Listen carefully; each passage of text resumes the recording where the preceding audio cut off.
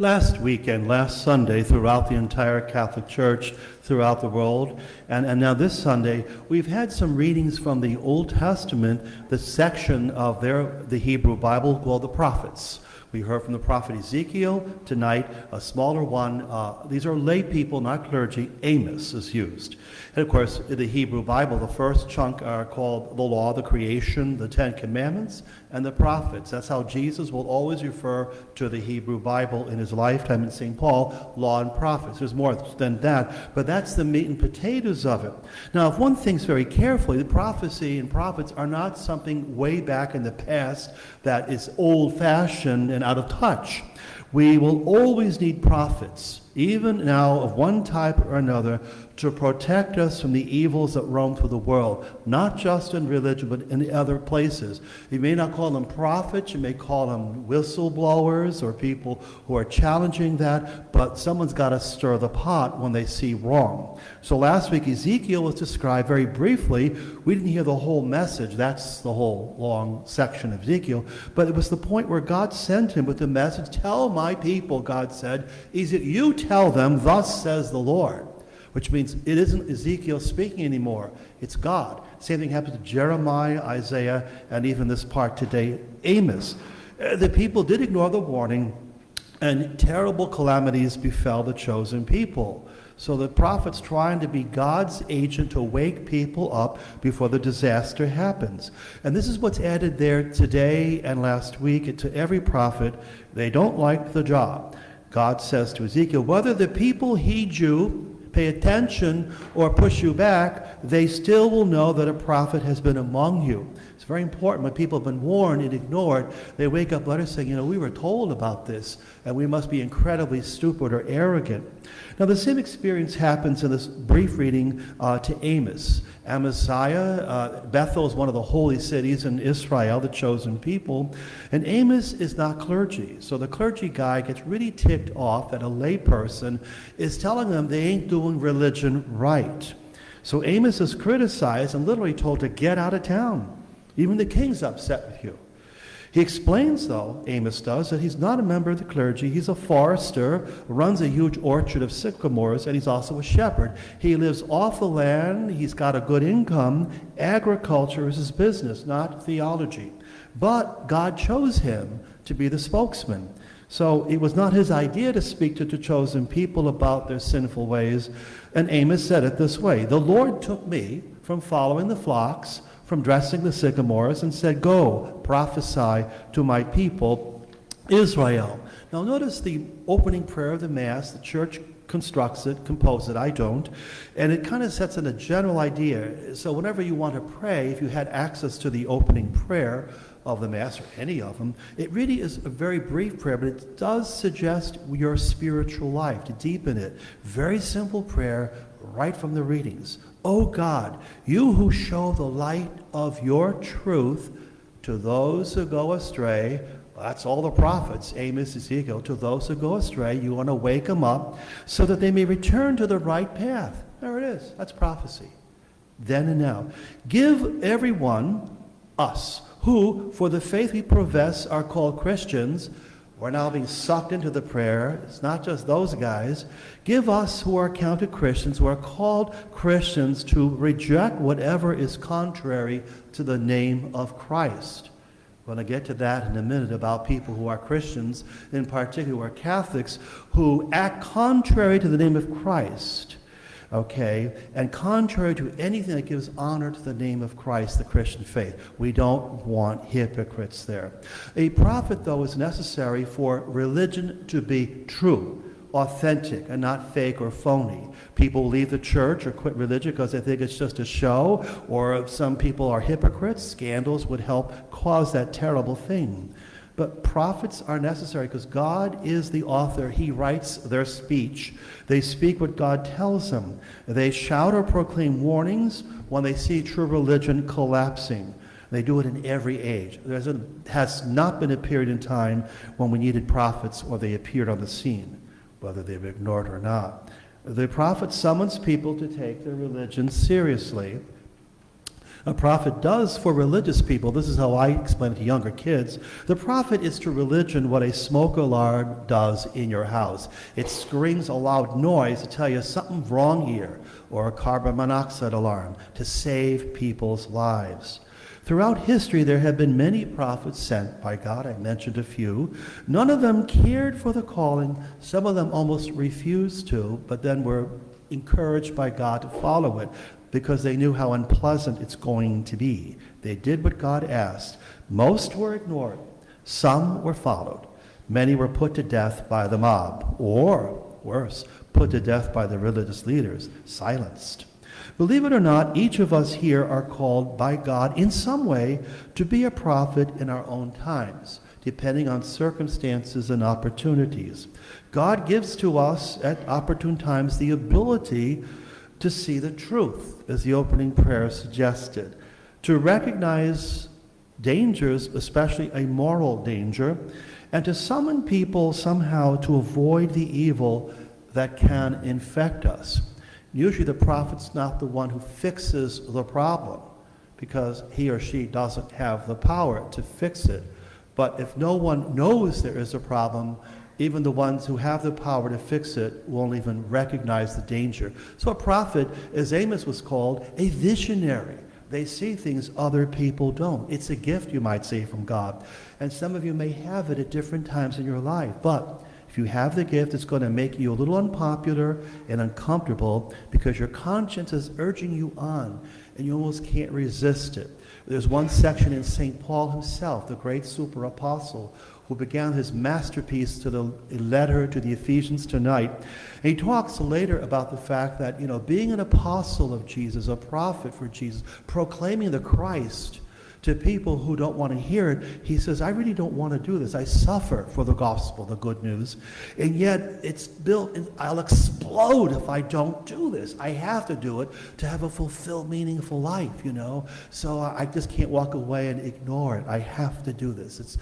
I'm driven. It's a mission. Now, let me give you some examples of how prophets have worked, not just within the Catholic Church or religion or Judaism. Take, for example, an area I've studied a lot in seminary, between the two world wars. I was concerned in the 20th century because I was born in the middle of it. What was the role of the Catholic Church, especially in the Second World War? Could we have seen it? Could we have prevented this? People expect the church to act. So in the 1930s, before the war started, Germany became under the attraction of the National Socialists. Their nickname is the Nazi administration of Chancellor Hitler, an Austrian corporal, now a very successful dictator. And in the 1930s, Hitler began to rearm Germany, who lost World War I, and violating the treaties in Europe that forbade him to build up armaments. Germany can only build 50 aircraft in the 30s, the Luftwaffe, the Air Force, and Hitler started building huge factories to churn out thousands of them per month. They're disobeying a treaty to give world peace. The other European powers watch this, as this disobedience did. And in England, a member of the House of Commons, he wasn't the Prime Minister, his name was Winston Churchill, he wrote several speeches over 6 years denouncing this buildup across the Channel in Germany and urged the British government and the French to stop it. We have the power to march into Germany and destroy the aircraft Luftwaffe factories. He warned Parliament that Nazi Germany had no right to build them. They knew it. Churchill warned them sooner or later, those bombers will be flying over London and bombing our cities. And by 1940, the war was a year old over there. This actually happened, tragically, in the Nazi Blitz over London. Thousands killed before the Royal Air Force could stop it. Churchill was a prophet. People say those speeches that no one paid attention to, he was very unpopular and ignored when he gave them. He was ignored until the Blitz bombed London. And then the Prime Minister was fired. The King appointed Churchill, whom he didn't care for, to be the new Prime Minister and to guide England to the war, through the war to victory. Or another example that's famous from my schoolboy days, the dramatic but tragic sinking of the Titanic in 1912. At the time it was built, it was the largest and the most elegant passenger liner in the world. No prophetic voice was heard, though, in warning about some engineering mistakes deliberately put into the ship. No one ever seriously thought that the ship could sink. So human arrogance, which closes the mind to truth and to prophetic voices. They were so overconfident with their design of this ship that they called some unsinkable, that they deliberately deprived the vessel of a sufficient number of lifeboats. There would not be enough lifeboats to fill the need of 2,200 passengers and crew. And they knew this shortage was there. Because, why? Human arrogance, money. Lifeboats weigh a lot. They would hold 70 people. They weighed quite a bit. To have enough lifeboats to weigh down the ship and slow its speed to New York. A faster ship would profit more money. And within 4 days of its maiden voyage, it sank. 2 out of 3 people on board the Titanic drowned or froze to death in the icy North Atlantic. A tragedy that could have been avoided if someone would pay attention to the truth. They cut corners. Bad. There are many, many other episodes in history where the voice of truth is not heard, or if it's heard, it's often ignored. We need our prophets everywhere, not just in the church. We need it in the military, as communist China builds up, and the aggression of Russia. Political leadership, look what's happening in Haiti right now. They don't have a president. They don't know who should run the country. It's not very clear, very weak political system. And the poorest country in the Western Hemisphere is Haiti. We need prophetic in medical research and medical ethics, not just in discovering cures of the Wuhan virus. Prophets in economics, to know how the economy runs, to protect people, to distribute resources for a profit and loss, but for unemployment or not. But most of all, we need prophets in the area of morality and the ethical basis of a human society. That's what the readings are about these 2 weeks. Many people recently have spoken to me as the pastor of our parish about confusion within the Catholic Church in the United States, about people in the country who are Catholics, so I can speak about my fellow Catholics, who hold powerful offices in the U.S. government or in the state. Positions and powerful people who make the laws and enforce the laws of the nation, and also who control the funding of those laws. Of course, you know the great issue is abortion and the destruction of the unborn child. It's one of the issues that's being aggressively sought. The current president, I think, wants to turn back the Hyde Amendment, which would prevent, if it's kept, Henry Hyde. I don't want my tax dollars, I pay taxes, okay, to be funding abortions, and you don't either. But the Congress sometimes wants to change that exemption. We don't want that. Issues of transgender and also of same-sex marriage is another, as all it becomes the law of the land. Would the state someday pass laws to compel me, Father Duffy, who is a licensed justice of the peace, to perform weddings for 46 years since I was ordained? I marry people. I sign the civil license, and so does the deacon, because you're also bonded to the Commonwealth, the circuit courts.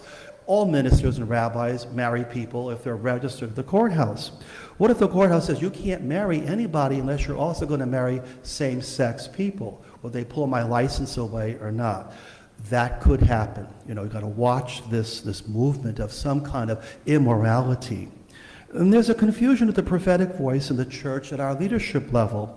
You know, can some people in the government who are Catholic say, I'm Catholic, and then perform actions contrary to Christ, contrary to the law and prophets we spoke about, and still be worthy to receive Holy Communion properly disposed? As the opening prayer says, give to all who profess the faith as Christians the grace to reject whatever is contrary to the name of Christ, and give them the grace to strive after all that does the honor to the name Christian. So we have these people who say their name is one thing, Christian, and the behavior is opposed to that. We had that in the Third Reich in Germany, other places. So should they be taking communion? The answer should be a clear and most certain no. But the prophetic voices of some of our bishops and shepherds is not clear or unanimous. There is confusion among the Catholic hierarchy. It's their job, and their responsibility to make things clear to us. as did Ezekiel, Amos, Jeremiah, Isaiah, John the Baptizer, and many other voices. And many of those voices were very unpopular or put to death.